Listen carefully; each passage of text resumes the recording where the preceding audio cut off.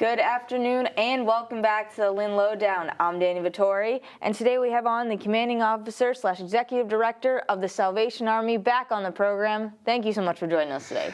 Danny, thank you so much for the opportunity to come back and to speak a little more about the Salvation Army. It's been a journey within the journey, as I often say to the folks, and just learning more about what Lynn offers and how we can help with that. Mm-hmm.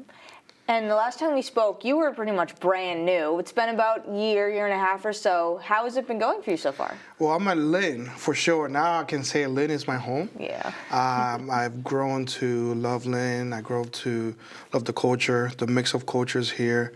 Got to meet some of the people and the needs, of course. But more so just being able to see someone's face after they've been serviced in our building and just seeing how they just light up. And I feel like that's an opportunity I have here in Lynn to do. And so therefore it's been exciting, and I'm looking forward to more encounters like this. And one thing you were mentioning before we came on was your food pantry. You just had to do a bit of reorganizing with that. Can you explain the changes you made? Yes, certainly. Our food pantry runs Tuesday, Wednesdays, and Fridays, 9:30 to 12. We have been seeing an increase in families and needs, but also with that increase also comes some hazards. And so I'm here to announce today that by 11:30 a.m. Tuesday, Wednesdays, and Friday, our doors will be closing. Okay. That means that if you are not in by that time of 11:30 a.m., you will be asked to come another day during our pantry. If that means if you come on a Tuesday, you'll be asked to come the next day, or if you come on a Wednesday, come Friday, or Friday come following. So the reason to this is it's a safety hazard in terms of there's a fire in our building. Usually by 11:30, we still have a good 40 or so families. And so to avoid any situations, we need to restructure our hours and the amount of personnel we have in the building to make sure that we continue to service those people. Of course, safety first always. And you mentioned the increase. How many people do you typically see in a day or in a week? The amount of people has been increasing since I arrived here. I think last time I was here, maybe we were servicing 100, 120. Now we're seeing over 150 families. Wow. On a day that can come through our doors. Yeah, that's a lot. That's a great need. Yes, and the need is always great, and as we say, we're doing the most good.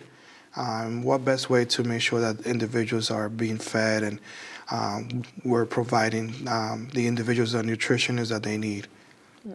And you get the donations from several places as well. Yes, we have a partnership with the Boston Food Bank, who's our main provider for the canned goods, some of the rice and pasta and other starchy food, and as well as the protein.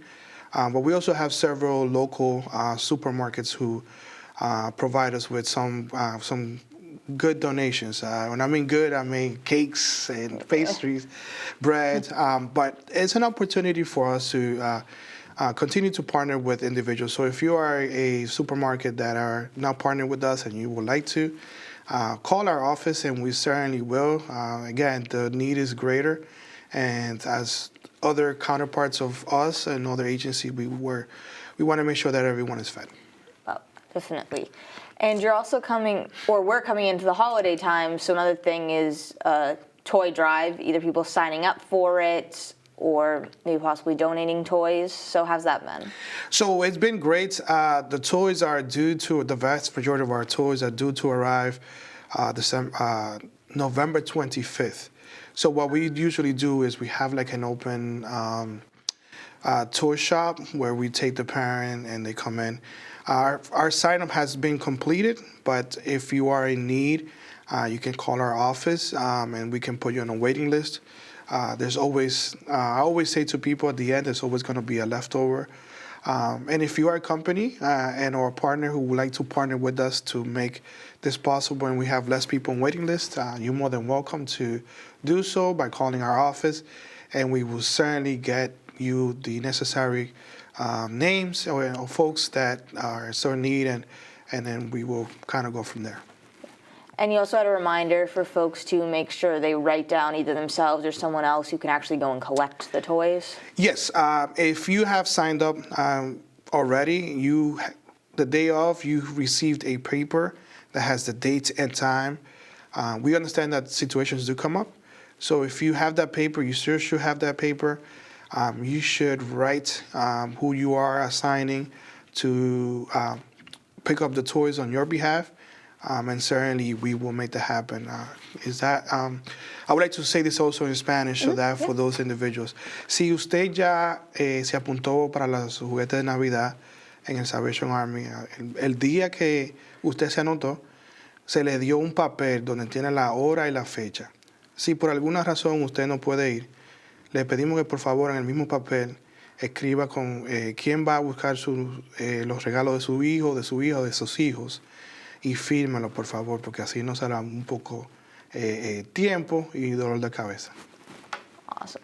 And keeping on the subject of youth, you also run very successful weekly youth programs. So if anyone's interested, how would they get involved with that?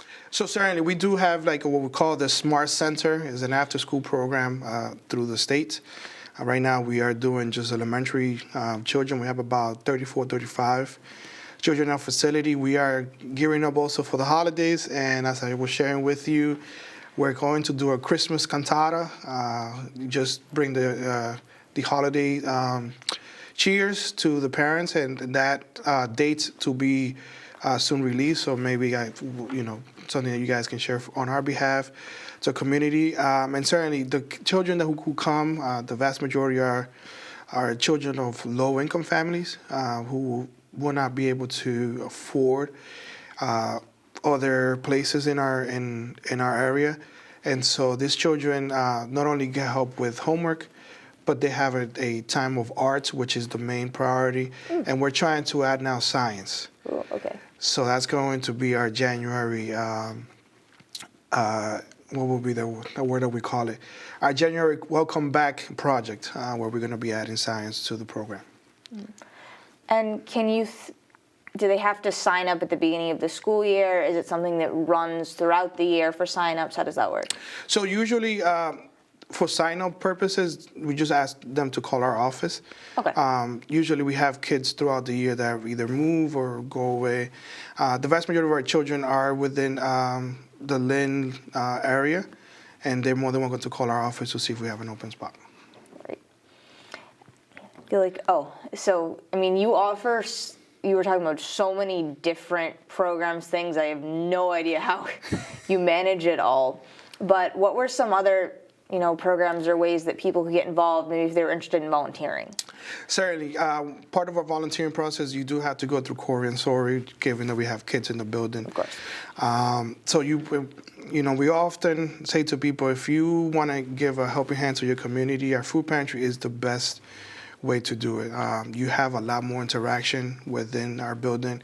However, we understand that our hours of food pantry may not work for everyone, but if you have a passion for children, you certainly can come and fill out an application, a volunteering application, and we can schedule you maybe once a month or a couple times during the week, whatever your availability is. But we want to make sure that you understand from the get-go that our children are a little hyper when they come in, but they are loving children for sure.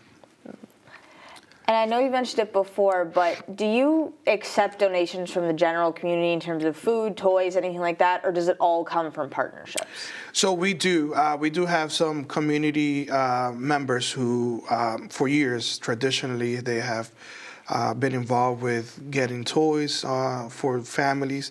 We have a program called Adopted Family, which people just say, give me a family of a single mother with 3 kids or 2 kids, or just a low-income family that may not be able to buy the toys themselves, and we will buy them on their behalf. We'll wrap it and everything.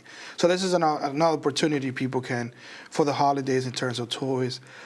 Food. With our pantry increase, if you would like to make a financial commitment or a donation, certainly we will be welcome so that we can continue to purchase food according to the folks that we serve. We keep in mind that there are new folks in our community that are are either from Haiti or from nations of Africa and other nations in Latin America who may not know how to cook all the foods that we have. And so this is an opportunity to partner. You do so much good work really reaching out and helping the community, and I do have to wrap up in a moment, but was there anything else that I hadn't mentioned that you wanted to make sure you said? I think we said it all, but certainly we're here to continue to do the most good in Lynn, and the Lynn, I always call it Lynn Greater Lynn area, just because we serve about 5 to 6 different zip codes.